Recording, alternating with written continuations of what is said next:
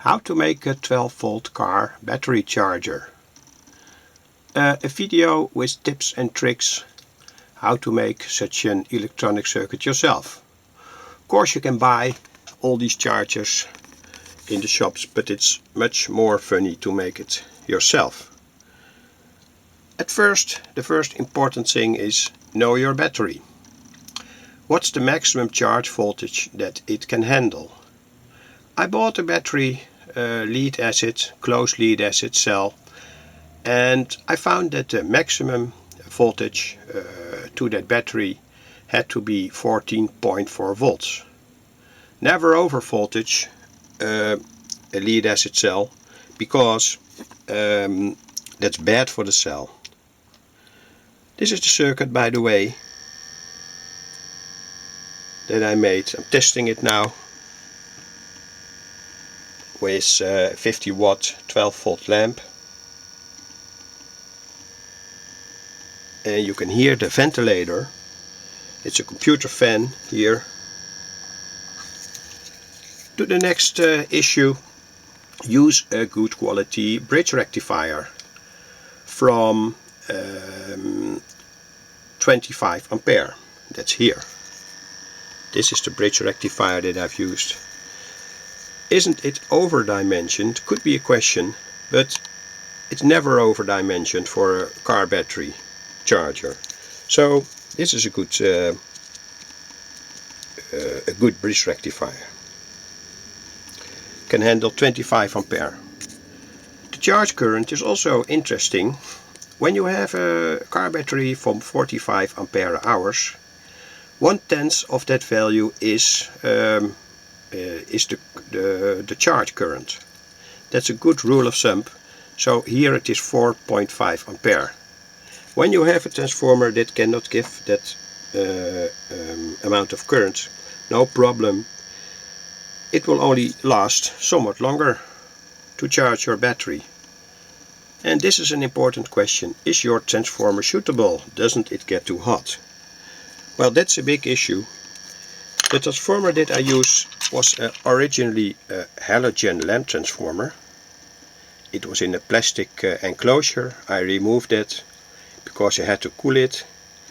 And as you can see, it can give 60 watt at 12 volt, so approximately 5 ampere, according to Ohm's law.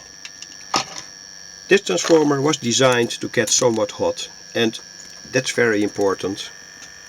And though it was designed for that purpose, I still use a fan to cool it. The reason is that the core from the transformer may not get too hot.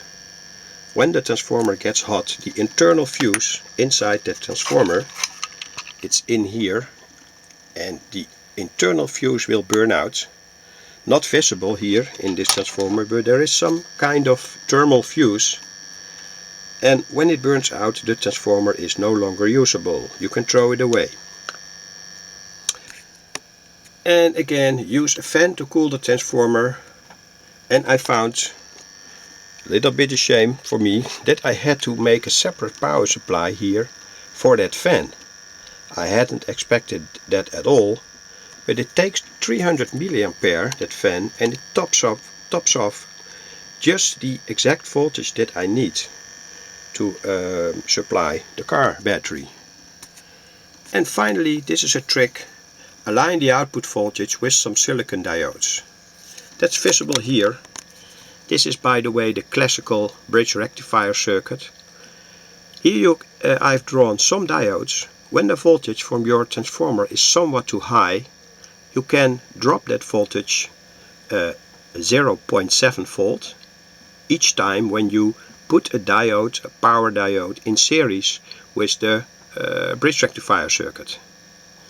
So use for that purpose good quality diodes. They must be suitable to handle the current, in this case 4 ampere or 5 ampere, and these diodes are, for instance, usable.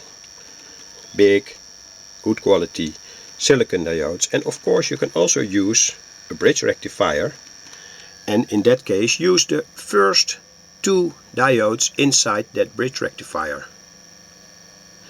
So this is a trick to drop the voltage to the desired a necessary output. And here you see some calculations.